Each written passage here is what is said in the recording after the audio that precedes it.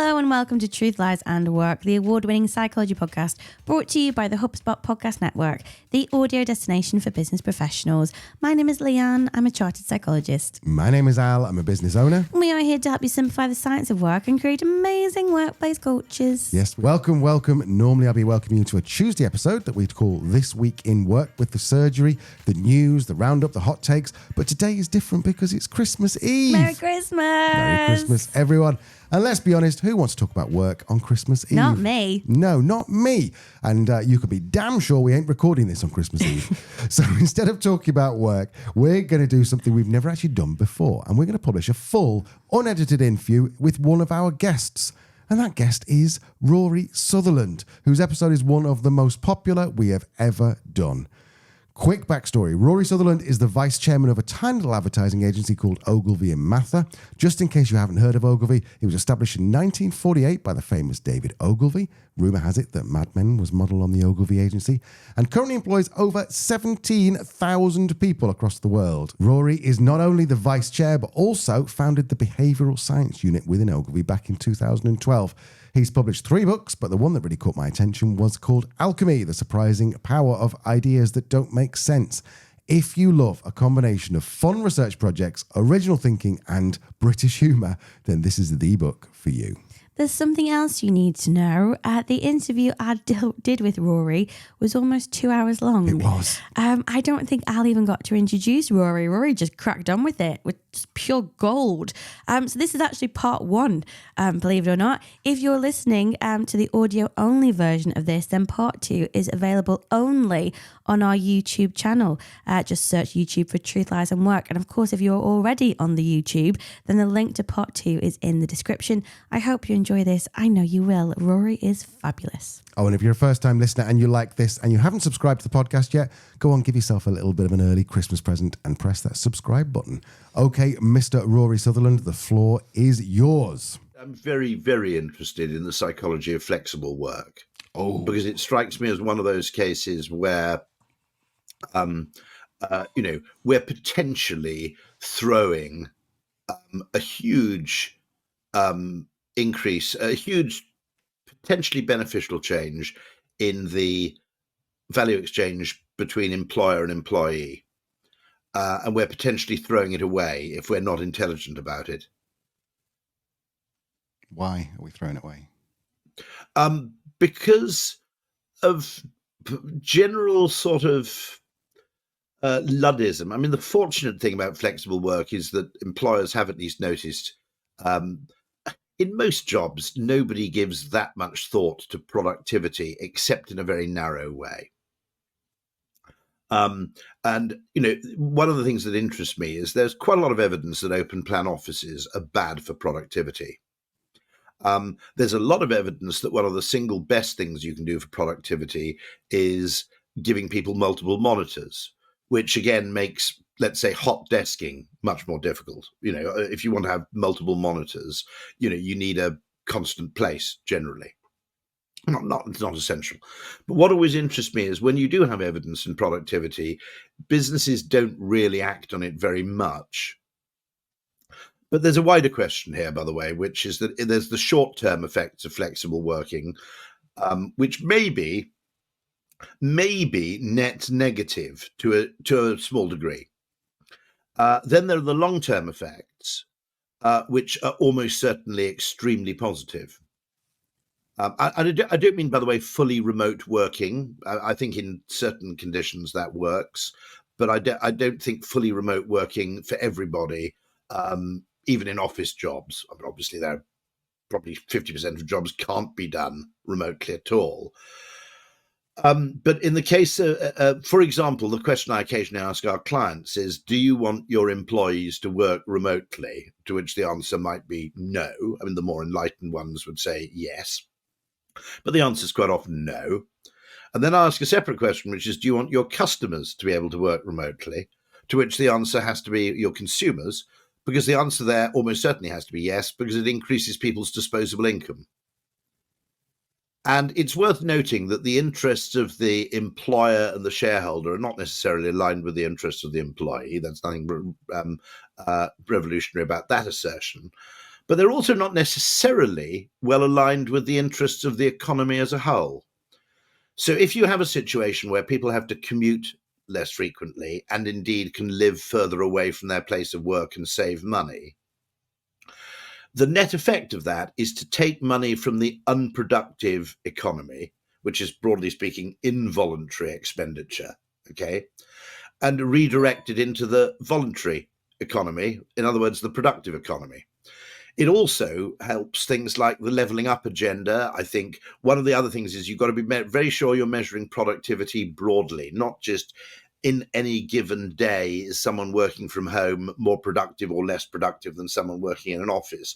You also have to look at questions like sickness, maternity, for example, compassionate leave or time people have to take off in order to, let's say, act as carers. Now, one of the interesting things there would be, I think I'm right in saying this, but there's a very significant reduction in sickness time caused by allowing people to work flexibly. And I think that's for the very simple reason that there are illnesses which leave you unable to work, but they're a small subset of illnesses that leave you unable to commute.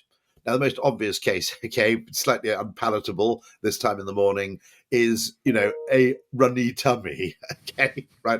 If you've got diarrhea or if you've got a major stomach upset, you're probably perfectly capable of sitting at your desk at home within easy reach of toilet equipment, but you can't really make the commute journey into work, okay?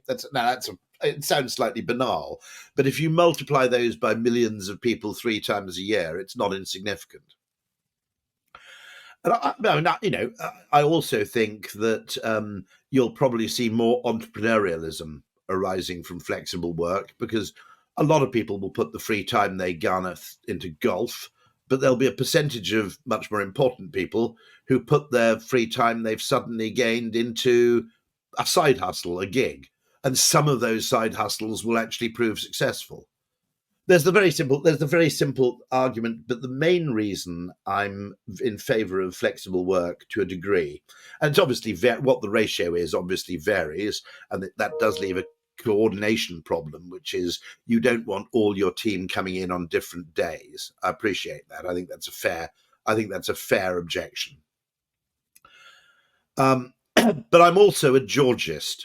Now, just to explain, Henry George was a 19th century American kind of economist and politician who believed effectively in a land value tax.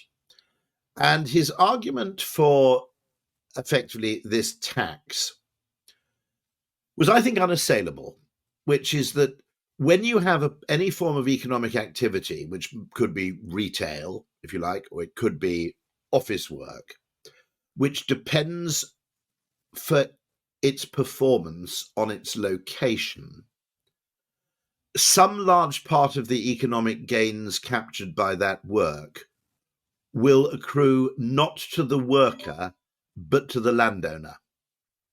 And you could argue that London, if you're a Georgist, you'd say that the commercial property sector in London is not really creative capitalism, it's extractive. In other words, it's rent seeking. I mean, quite literally rent seeking. Okay. And what it does is it doesn't add any value in itself. It takes other people's money, exploits effectively an inescapable need. If you're a retailer, you need to be in a high footfall area. Okay. Now, George wanted an economy where at an airport, it was the retailers who made money, not the person who owns the airport. Do you see what I mean? Okay, because he argued that one of them was rewarding work, effort, invention, improvement. The other one was merely extractive. It was a form of taxation.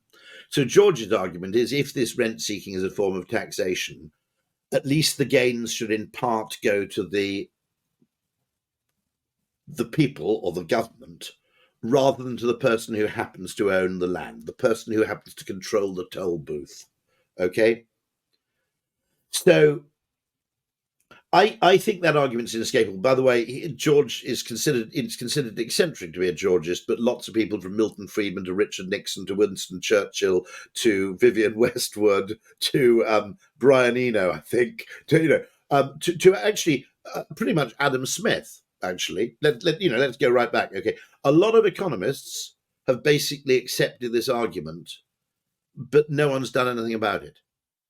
Now, I would much rather the money we earned in Ogilvy went to my employees rather than either to the landlord of Ogilvy's office in London or to their buy-to-let landlord where they live. Now, a lot of young people will still want to live in London for perfectly good reasons in terms of the opportunities, both in terms of employment and in terms of, well, romantic and sexual opportunities, which a large city offers you. But at least this gives them the opportunity, if they only have to be in London, let's say 2 to 3 days a week. And one of the things I suggested with Ogilvy is let's make our core hours start at 10:30 so people can commute in on an off-peak ticket if they want to live further afield. If you at least give people the freedom to escape the landowner in that respect, okay, then effectively it's redirecting money into the productive economy away from the extractive economy. And I think the large gain in property prices in the UK and most other developed countries in the last, it's pretty much 20. When was the last time property prices went down significantly until now? It's probably in the late 90s, I would guess. 2008 financial crisis, there was a blip, but then the interest rates went so low that they continued to rise. Okay. I think it's probably in the 90s. Now, I think that's been a catastrophe for the economy because I want the money going to the people who put it very simply in a sense, I want the money going to the people who start restaurants, not to the people who own the site where restaurants have to be. And as a consequence, I'm very, very pro flexible work because I see it as a Georgist technology. Now, if you want to understand Georgist technology, you could argue a motorhome is a Georgist technology. The internet is a Georgist technology because it serves to make location less important. The railways were, in a sense, a Georgist technology for the UK because it suddenly meant you didn't have to live within, effectively, a mile and a half of work. Okay? You could actually, it made it possible that you have all those commuter towns around London, which were effectively created as a byproduct of the railways. Okay, if you go to the Caribbean or I think the American South, there's something called a chattel house, which is actually a little portable two-room house. And these are a legacy of the ending of slavery, where what happened in emancipation was that the plantation owner would say, well, you're now free and I have to pay you a salary for your work. However, you currently live on my land, so I'm going to charge you rent for your house, not unadjacent to the salary I'm paying you, which effectively meant you were still, in a sense, a de facto slave. And the response to this was to develop these little two-room houses, chattel houses. You see them in the Caribbean still, surviving. And the miraculous quality they have is they're portable. 4 men can pick them up and basically move the whole thing. Why does that matter? Because suddenly you could say to your plantation owner where you worked, well, since your rent is unreasonably high, I've spoken to your neighbour who's happy to have me living on his land for a third of the price. And I'm going to just pick up my house and I'm going to move it there. Okay. So unless you owned a plantation so vast that people weren't within walking distance, okay, if they lived outside, you suddenly had the upper hand in the negotiation because your home was movable. And I tend to look at quite a lot of technologies through. One of the most important technologies, by the way, I think was the British Postal Service in 1840. Because previously, if you lived in London, you had a penny post system and it was pretty much same day delivery, possibly next day delivery, possibly same day. When they brought in the national penny post, it was effectively a penny post for the whole country. So suddenly you didn't have to be in London just to stay in contact with people regularly and affordably. And so quite a lot of technologies, I think, deliver their value, the car being probably the greatest of all, I would say, in allowing people to escape from the constraints of their surroundings. And so the internet and the car and the chattel house are all, in a funny way, solutions to the same problem. And the car, for example, is one of the reasons I'm not against public transportation, but I'm a skeptic about mass transportation, for the simple reason that mass transportation, there's no reason why public transportation can't be individual. If you look at things like, the Heathrow pod system, you can have little forms of public transport which we all share. I would argue that Uber is a form of public transportation, by the way. It's consumed at a private level by individuals and families, but it's still an asset to the environment in which it sits. And the problem with mass transit is it concentrates people. Okay, whether you're an airport, whether you're an airline, and you don't. Okay, there are literally 100 times more places you can fly to from London Heathrow than there are from Aberdeen Airport, right? And so it creates winner-takes-all effects where human movement tends to get overly concentrated into the hubs. It's centripetal in that sense, okay? And, what happens is that, why are all hotels historically near railway stations shit? And the reason is then that those hotels are not there because they're good hotels. They're there because of where they're located. Now, when you gave people cars, rather than saying, well, I'll get the train into town and I'll go to the restaurant that's close to the railway station, they could go, this bloke's just bought a derelict pub in the middle of the countryside, but he's turned it into a really good gastro pub, so I'm going to drive there. And the extent, it's always fascinating to me. I used to watch Little House on the Prairie, which is a lovely TV series, of course, some fantastic books. But I don't quite understand at first why they really hated the Olsons so much, who are the shopkeeping family within their small town. And then it occurred to me, of course, before the car, your local shopkeeper, particularly if they had a monopoly, basically had you by the balls, okay? Yes, you could buy somewhere else, but it involved literally a one-day journey in a cart to the neighbouring town, 15 miles away. And a second Henry Ford came along, the Olsen monopoly was broken. So anything that frees people up from the tyranny of their landlords or the tyranny of locational requirements strikes me as potentially economically valuable.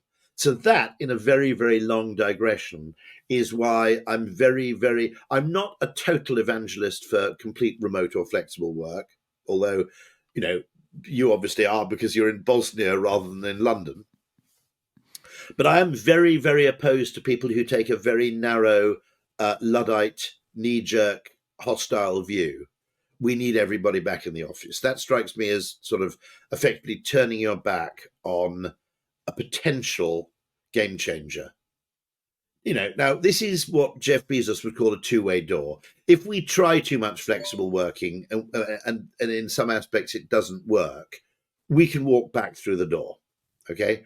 If you close the door to begin with, you'll never discover the upsides.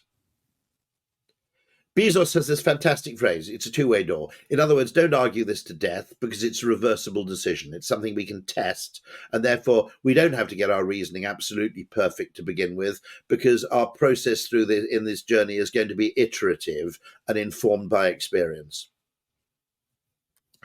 Flexible work is a two-way door.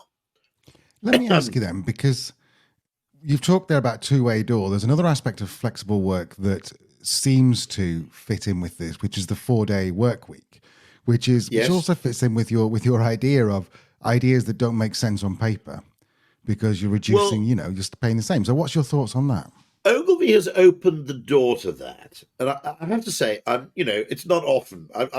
I'm something of an HR skeptic some of the time because I think that those jobs of recruitment and remuneration and reward should actually accrue to practitioners rather than to a separate business discipline. In other words, if you're a creative director, it's your job to hire people motivate people, incentivize people. And the loss of autonomy among practitioners, you see this in hospitals, okay? It used to be that the doctors ran the hospitals. There were undoubtedly aspects in which doctors weren't very good at running hospitals. But now I think the administrators run hospitals to an unacceptable degree. And it often has what you might call hidden delayed costs. Like when you had a very tight team, okay, who all knew each other, they work together in a way that's different from if you assemble teams on the fly to optimize efficient utilization, right? There's a difference between 5 people who work together every day and 5 people who work together 20% of the time. It's not the same kind of entity, okay? Humans have a kind of bonding mechanism. And so this attempt to make individuals fungible, in other words, to optimize what appears to be efficiency, you make the individual and his hour the unit of utilization rather than the team. I think some of that has been driven by what you might call very narrow, counterproductive efficiency seeking. However, I have to say, I think Ogilvy HR did the right thing on flexible work. I'll describe our policy very happily. It is 2 + 1, which is you have 2 core days a week, which are the same for your whole team. So wherever possible, everybody in a team is in at a given time. Now, that also means that you can make better utilization of space because effectively you have, obviously different teams have different core days. Okay. That's the first point. The second point is it's +1, which is you have 1 flexible day. The third point, which I was particularly delighted by, is everybody gets 4 weeks a year of what's called working from anywhere within, obviously, tax and legal constraints. So people who, let's say, have to go and look after their parent after a fall, or indeed want to go to Ibiza, okay, can do so, okay, and continue to work without taking that as part of your vacation allowance. I thought that was enlightened and really intelligent. The final point is that you have 2 core days plus 1 flex day. The flex day is you go into the office on one of your non-core days, unless you have to go and visit a client or go and give a talk or go to a conference, in which case that would count as a flex day. Okay. Now, the final thing they did, which was really smart, or you could just argue realistic, is nobody's core day is Friday. So that opens the door to people who want to work a 4-day week. Now, let's go back to my childhood here, because my daughter said this, so don't shoot the messenger, okay? But my daughter said, there must be some people, okay, and she said to some of her friends, who'd actually like to be a housewife, right? And there are some men who'd actually like to be a house husband. In my childhood, I can just remember this for most of my father's adult life. Okay, my father's 93. One person with a working class salary could, not very opulently, but could support a household. 1 salary, wife, 2 children. Right? The net effect of the dual income family was, first of all, beneficial, because it meant that people who were keener on money than they were on leisure could, if they wanted to, work 2 jobs rather than 1 per couple or per family and earn more money. Okay? And Faye Weldon said this to me. She said, for me, and for 20% of women, and so forth, she said, at the time, this newfound liberation was absolutely brilliant. Unfortunately, what happened is that it drove up property prices to such an extent that now, never mind a working class individual, a doctor, a GP, or indeed, as I heard recently, a consultant surgeon cannot really support a household on a consultant surgeon's salary. So a large part of the gains from women entering the workforce went into the pockets of landlords or existing property owners, okay, not into the actual hands of the people performing the work. And what started as an option suddenly became a necessity. Now, the net effect of that is that the typical household since 1930, okay, has effectively, in order to maintain its quality of life because of this property effect, and also things like cost of commuting, childcare, etc., okay, okay, a load of other attendant costs that fall on the consumer because both parties in a relationship have to work. The net effect of this is that the typical family has lost 35 hours of discretionary time per week, with no really corresponding increase in quality of life, you might argue. Yes, I would argue, yeah, that I'm being daft here. Obviously, people are much, much richer than they were in 1930. I'm not totally blind, but a very large part of the gain that came from having two incomes has been mopped up in property prices, because it doesn't also help that when you have two people in a family working, it makes cities more desirable. Okay, it's quite easy for, I mean, if you take a very fatuous example, but if you have a bloke working for Goldman Sachs or working in advertising, you've got to be in a city anyway. Okay, but that guy might want to leave banking and go and work in something else. But now, wherever he moves to, his partner's also got to find work.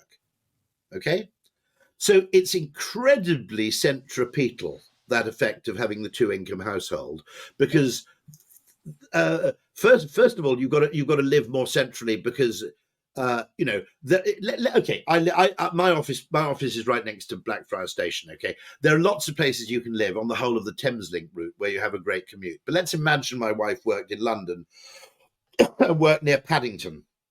Okay, the number of places we can live further out of London where we both have a tolerable commute, if she works in Paddington and I work in Farringdon, or I work in Blackfriars in this case, okay, is fewer and fewer and fewer. So it also places in positions on where people live, because you have to live in close proximity to both of your sources of employment. And so my argument is that a disproportionate amount of the gains from the two-income household went not to the household, they went to effectively commercial property owners and also to buy-to-let landlords and property owners who just took the property gains. If you look at the end of Mad Men, okay, that's that's at the point where the two-income household is coming in, because I think Betty works and so forth. And Ogilvy would have implied a markedly high number of women for the time, certainly compared to like actuarial firms or banks. Advertising was very early in the game of employing women, and in senior positions in many cases. Now, if you notice, I think it's Pete Campbell just gets a job with Learjet and moves to California. Okay, you have this extraordinary mobility in the United States where people would just move 2,000 miles to get a better job. That's died, because in order to move 2,000 miles, both of you have got to find a better job. And that's a much, much bigger ask probabilistically than one person being offered a better job. Two people have got to find a better job in the same place, right? So these factors don't really get talked about because they only play out over time. But the loss of 35 hours of discretionary time per household, okay? Now, I'm not making a gender point here at all. Absolutely no reason why it can't be the woman who goes out to work and the bloke who basically goes and sorts out the car servicing and does the shopping and the childcare. Okay? Not a gender point at all. It's just saying that the units, to some extent, of older humans tends to be the family. And suddenly, okay, you had this situation where literally, if your car needed servicing, okay, it was a problem, right? Because when am I going to do this? Now, I had a friend who had a very interesting observation. He said the bank holiday weekend, the 3-day weekend, is perfect because you get to do all three things. I said, what are all three things? He said, At the end of the working week, you need a day where you socialize and you do fun things. You need a day when you catch up with all your admin. You get your car serviced, you go and buy something, you get your shoes repaired, you get your hair cut, right? And you need a day where you do nothing at all, just to unwind, Sabbath, okay? And he said the problem with the 2-day weekend is you always end up doing 2 of those 3 things. And if you don't have a day where you do nothing, you're tired the next week, basically, because you haven't, effectively recuperated. Okay. If you have a weekend where you don't do your admin, you get behind and it starts to get really, really frustrating. And if you have a day when you don't socialize, when you're going, well, that was a funny weekend, wasn't it? I did some admin and then I did nothing. It just feels a bit, you haven't really rewarded yourself. And so those 3 things, fun, admin, and genuine leisure, the 3-day weekend caters for brilliantly. Now, my argument is very simple, which is that the purpose of an economy should be to look after families, really, and to look after individuals and families and consumers. Okay, it's not to optimize, commercial productivity, except to the extent that that actually benefits families. If there's a 2% reduction in productivity, and there's a 5% to 20% improvement in quality of life, okay, that's just a more intelligent value exchange between employer and employee. At the time when you had non-flexible work and you had non-flexible hours, there was only one real point of negotiation with your employer, which was how much do you pay me? Because all the others weren't variables, they were set. I have to be here between 9 and 5, these 5 days a week. I can't do 4 days a week. I can't do flexible work. I can't work from home. I can't move further away from London, whatever it may be. The whole point of capitalism is to continually find more intelligent forms of value exchange between transacting parties. And this now adds, interestingly, it means that money is still obviously a variable, but so is terms, conditions, location, and time of work. And that should mean in the longer term, in the short term, there may be a cost because people who were once 5 days a week in the office are now slightly less productive. But if you look at the extent we have, there are huge numbers of people who are out of the workplace, really because they have caring responsibilities, they have locational responsibilities, which prevent them from doing the 5-day. It's worth noting, actually, I don't want to make bleeding heart cases for office workers, because office work is very, very nice and cushy in many respects. But if you do work in Sainsbury's, right, those people swap shifts all the time, right? So if your mum has a fall and you need to take 3 days off, in many, many jobs, not in many other jobs, there are kind of ways in which you can effectively swap hours. Office work tends to be very, very inflexible in that way in terms of place and time. Now, that has been increasingly ridiculous since there is no longer a technological reason to be in the office. When I started work in 1988, there was a photocopier the size of a small car on the ground floor. There were fax machines. If your clients rang you, they rang you at the office, and your phone rang on your fucking desk, right? Okay, right? You had to be in the office, because if you weren't in the office, you were basically cut off from all the technology that made it possible to interact with people outside the office. Never mind the serendipitous encounters with the people in the office. Now, that has been eroding and eroding and eroding with, first of all, you had email, then the BlackBerry, then nobody had fax machines anymore. Then people started having arguably better kit and broadband at home than they have at work. The reason to be in the office technologically is, unless you have some massive amount of photocopying to do, is basically negligible now. So it's only the social component, the serendipitous encounters, and the, that make it necessary. I would argue that Zoom was to some extent the last piece of the jigsaw there, really. So can I ask you then, you've just made really, really good points about all kinds of aspects of work. You've ticked off about 20 of my questions. A lot of businesses and organizations seem to be obsessed with running engagement surveys, getting metrics and all this kind of thing. When you're saying that the workplace has changed so much, can we actually run anything like that and measure really? No, there's a danger we're prisoners of our existing metrics. And that's always a danger with metrics, which is that the metrics you've measured turn out to be less relevant. So I mentioned that fact that, if you're looking at productivity, you also need to look at the number of days taken through illness. Now, since COVID started, the only time I've been ill since COVID is with COVID. Okay. That's the only time I've been unable to work in 2.5 years. I haven't taken. Now, I've had a few days where I've said, I'm terribly sorry, I can't do this physical meeting. I'll have to do it by Zoom because I've got the shits or whatever it might be. Okay. Right. But I haven't actually, I don't think I've actually taken it. But actually, I did have flu. But I did cancel my meetings to the flu for a couple of days. But similarly, I now go and see my dad. My dad lives in Wales. What I used to do is have to leave on Friday evening, get stuck in traffic, stay in a very expensive hotel, because it's Saturday night. It was Friday night, Saturday night. Go and visit him, come back. Now, what I discovered you can do is you leave on Thursday evening. The traffic's much lighter. The hotel's much easier to book. It's a pub, actually. Okay, but it's generally available. And then I work from home on Friday. Work from hotel on Friday. See my dad in the evening. See my dad in the afternoon. See my dad on Saturday. Drive back Saturday evening. Absolutely no traffic jam at all. There's a huge gain to efficiency in just effectively offsetting people's activities.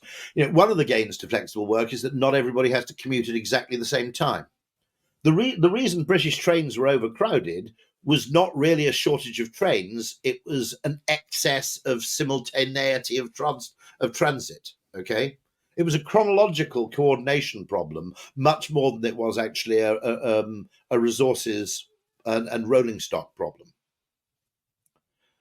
And so, there are most really big problems get solved obliquely. Okay, and most politicians are trying to solve them directly.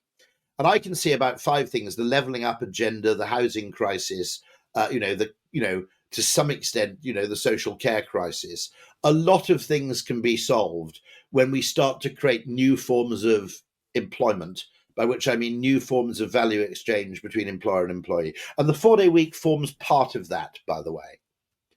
But I don't know what I'd like to know. I know you asked the questions, not me. But my point that the gains from the dual income household went to government in the form of taxes. It went to property owners in the form of price increases, particularly around cities, for the reason I gave. It didn't much go to the families themselves.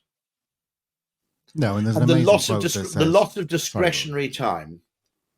Just I'm not saying feminists, you really screwed up, right? But because nobody anticipated that, and people are always much better off through being able to make choices, okay, that aren't defined or circumscribed by their gender or by social norms or anything like that, okay. People are basically better off when they can make more choices. I mean, what's wealth ultimately? It's more choices, right? Money brings with it more choices. There's a downside to that sometimes as well, by the way. But broadly speaking, if you give people more optionality, they are better off. There are counters to that, but for the most part, okay. And this is simply bringing people more optionality. And it's about effing time because, as I said, the gains to women entering the workforce over 30 to 40 years didn't really go where we expected them to go, because you now have a situation, I'm not making this up, where, as I said, a consultant surgeon cannot afford to buy their 1-bedroom flat. This is crazy. The intergenerational unfairness of this is absolutely monstrous, by the way. So the first generation of women to work actually did really well out of it because the property prices hadn't yet caught up. But the lack of freedom of discretionary time. Now, if you look at it, my wife's actually a vicar, and one of the problems you have in the church is that all the people who volunteer are now in their 70s and 80s. And the younger people, the people in their 60s, don't volunteer, partly because they've been working, okay? And they, not unreasonably, see their retirement as a reward. So they're not going to get into any commitment like running this group or preparing a lunch. They're not going to do any of those things. And anyway, they don't want to commit their time because they might want to go on a cruise in bloody February. You see what I mean? So a lot of that 35 hours of discretionary time didn't just go into household maintenance. It went into community maintenance. People helping each other out. right? And that was an economy. It wasn't measured as part of GDP, but it was part of the economy. People with free time doing shit to benefit other people, looking after someone's kids, right? All that kind of stuff. Now, there's an interesting case which no one's looked at, which is one of the reasons people are having children later. There are many, many reasons why people are having children later. There's going to be a kind of demographic crisis. I mean, not to the Chinese proportions, but I mean, nonetheless. And one of them is you probably need to wait for your parents to retire so they can help with childcare. Okay. I mean, that's just one of many, many reasons. But previously, bringing up a child would probably involve a whole load of voluntary work from people who. So the extent to which people's lives, people are sort of frustrated is in part, I think, because at the household level, the amount of discretionary time available to just do things that are worthwhile for you and your family, as distinct from your employer, has gone from, what would have been probably 80 hours a week to maybe the weekend. Okay. And with that has come the thing, which is I'm not going to do anything voluntary in my community because this is the only leisure time I get. It isn't very much. But I'm going to make the most of it in a selfish way rather than in a kind of pro-social way. By the way, don't shoot the messenger, because the other person who said this to me was Faye Weldon. Faye Weldon, fairly renowned feminist, made this point that this freedom to work was absolutely great for her. She was a copywriter at Ogilvy, which is why I know her, among other reasons, much way before my time. But I got to know her anyway, and she made this point that actually for a lot of people, the net results were only beneficial as far as working was a choice. Okay. It also got a lot of people out of abusive and unpleasant relationships, by the way, and made them no longer dependent on husbands. And so there've been a hell of a lot of positives. I'm not disputing that. But purely in terms of time, it hasn't been a great success. So I would argue that the intelligent thing we would have done had we gone back to 1960 is said, okay, if you are going to have both parties in a relationship working, a 4-day week would be a hell of a lot better than a 5-day week. Then you have the problem, okay, that what if only one of you can negotiate a 4-day? Well, there's not much point in having leisure if your wife or husband is still going to work, right? That's not really leisure. So it created this, and you get these unbelievable things, which are just what I call. How would you describe them? It's basically a kind of gridlock. Behavioral gridlock is the way to describe it, using the analogy of traffic.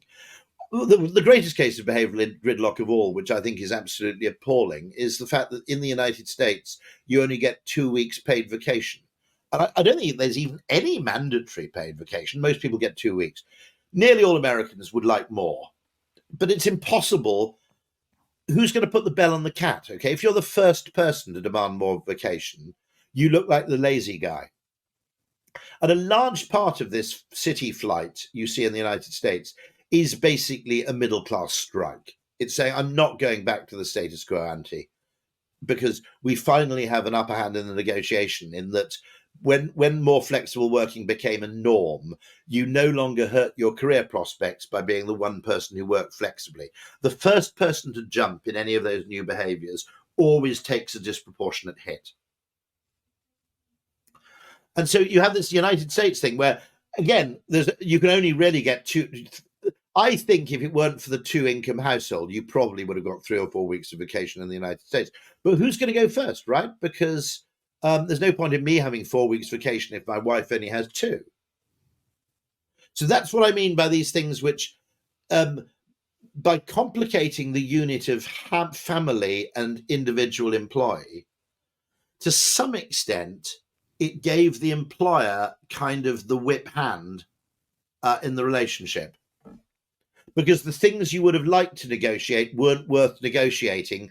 And since you and your partner could never negotiate collectively because you had different employers 90% of the time, or 99% of the time, okay? Whole things that would have happened didn't happen. Now, great things happened that wouldn't have happened. As I said, it freed a lot of people from actually abusive and tyrannical relationships or being dependent on their husband for material survival or whatever it may have been, okay? It was unbelievably positive in some respects. But in terms of things like time and work and money, it wasn't the great success that you might have predicted. So we've talked a lot about the history of work and what's happened in the past. I don't think there's anyone more qualified on the planet to talk about what the predictions for work are in the future. What are your thoughts? What's going to look like in 10, 15 years? Or even 18 months? I think the 4-day week, actually, to a lot of people is less valuable than work from anywhere. Because if you are working flexibly, it's one of those problems, which is one of the annoying things, is the last number redial button came in at the same time as the push button phone. And actually, when you had a push button phone, redialing the last number was a hell of a lot less frustrating, trust me. When you rang someone up in my childhood with a dial rotary phone and they were engaged, oh, shit. Then you put the phone down, pick it up. Okay. And Can I stop you? Just want to ask you something really quickly, because you might know the answer. So you quite often have two things arising: the 4-day week and the flexible work patterns and work from anywhere. Which, by the way, is something I exhort other employers to look at, and I totally praise Ogilvy for introducing it. But the point I'm making, by the way, I don't want anybody to think for a second I'm being making a sexist point here about, oh, it were better when man went out to work, woman stayed home, prepared the meal. What I'm saying is that at the aggregate level of the family, there's been a huge and involuntary loss of discretionary time as a consequence of this. And so the 4-day work week, you think, isn't as big a thing as people are making out? No, I think it's an option. And I think Ogilvy's done a very shrewd thing in making nobody's core day as a Friday. Mm-hmm. Which partly means, by the way, that, people can use Friday as a bit of an introvert day if they want to go into the office and be a bit quiet. But it also leaves the door open, I think, to people who want to negotiate a 4-day week. So what we haven't talked about here at all, I think we're going to have to do a second podcast. I think we're going to have to do a second recording because this is an area that interests me. We haven't talked about retirement. Now, one of the things that strikes me as very unfair to labour related to capital is that you have to choose an absolute hard set date of retirement. What that means is that you force your employees to play a game of chicken with their own mortality and their own health. Leave it too late, okay, and you have a fantastic pension, but you spend your retirement basically exchanging business appointments for medical appointments, or not being very well, or not being able to travel, okay? Leave it too late is dangerous. Go too early is dangerous. You either run out of money or you get bored. The freedom, one of the things I think that's important is the freedom for employees to taper off towards the end of their working lives. Perhaps only tapering off to zero when they become incapable of doing any work at all is another possible injection of new and entirely voluntary and preferred employment. Retirement struck me as fundamentally dumb. The idea that you work 5 days a week and you commute in 5 days a week and then one day you stop doing that entirely is a ridiculous sort of watershed moment between effectively money and no leisure and leisure and no money. Okay, forcing people to make that trade-off at an absolute set date where you go from 100% employed to 0% employed. By the way, I think it's bad for people as well. I think what would happen if I retired completely is I'd start getting like neurotic about my neighbour's tree overhanging my fence or so. You know what I mean? I just exchange one set of worries for your wife being a business psychologist will know about this. You get these people who kind of retire from some high demanding job and they just put exactly the same kind of nervous energy into their retirement as they did into their job.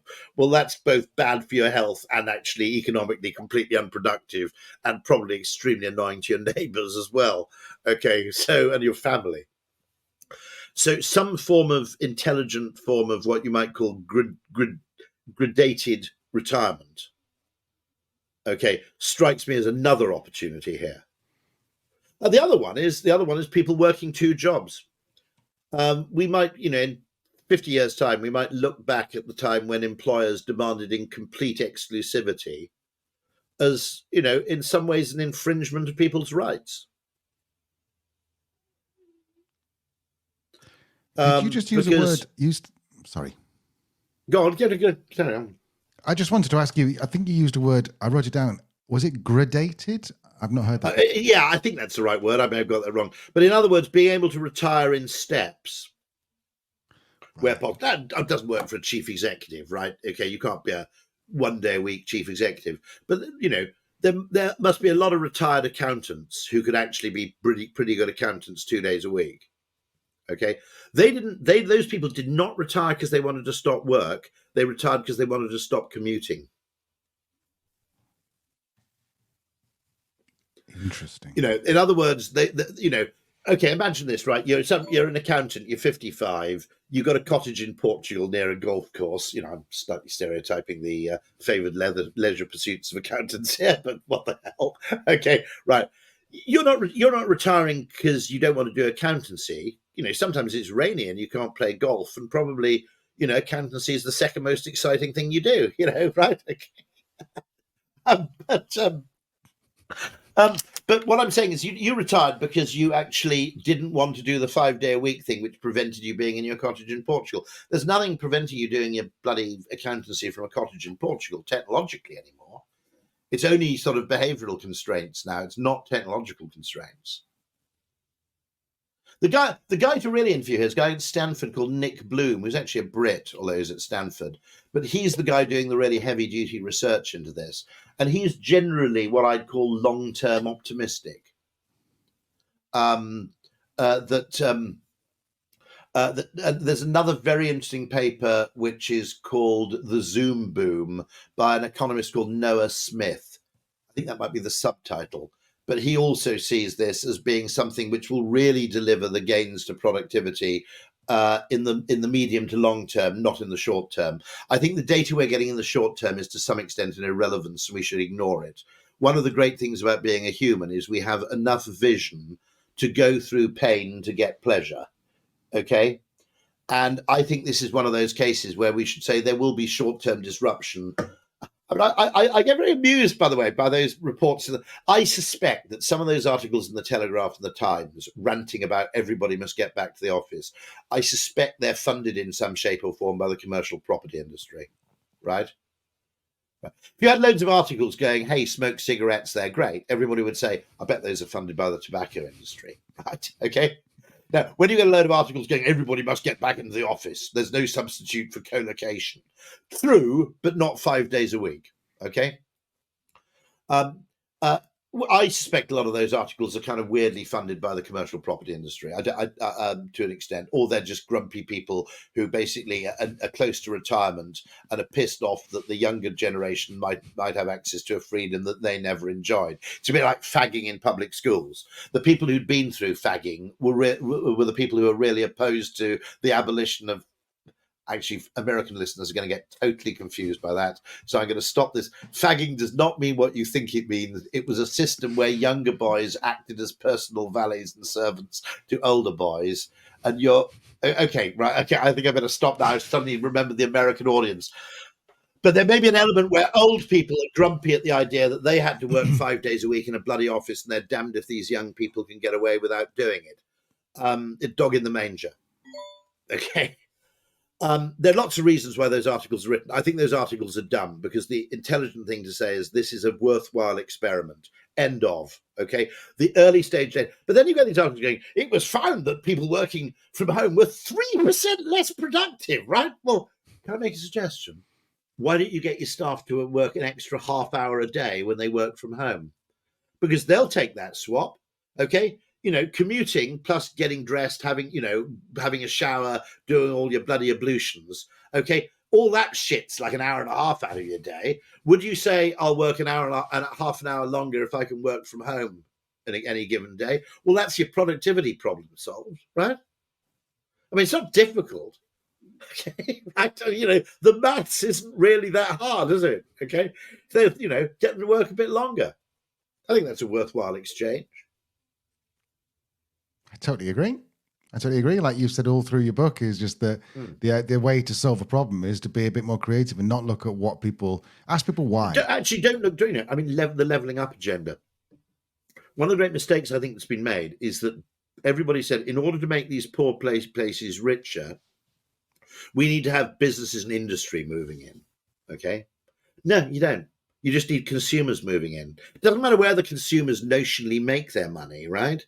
I once worked with Invest in Kent, and I made that, it is very worthwhile encouraging businesses to start in Kent. I'm not saying that's a waste of time, but I did make the point that I said, look, you could also enrich Kent by promoting it as a place to live post flexible working. Because I said, if the chief executive of Goldman Sachs and his family move to Kent, that's a hell of a lot of money coming into Kent.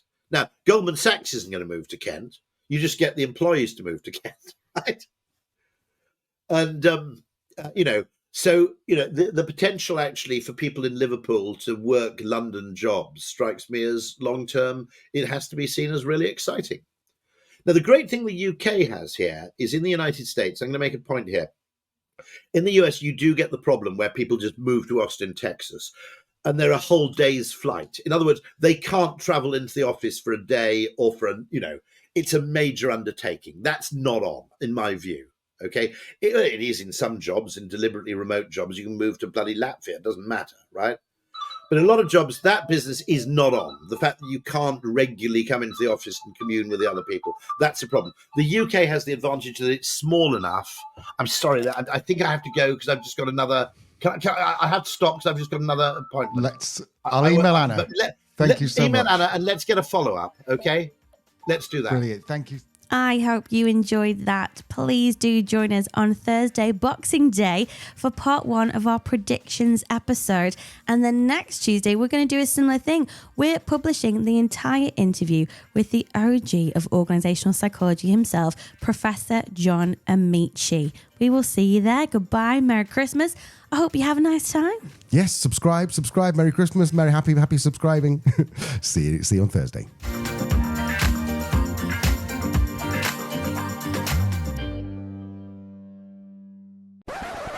Rory is not only... I said Rory. Do you know what I often think about when we pre-record? What? Especially because this is a Christmas and we're going to drive back to the UK. What if we get killed in a horrible car accident?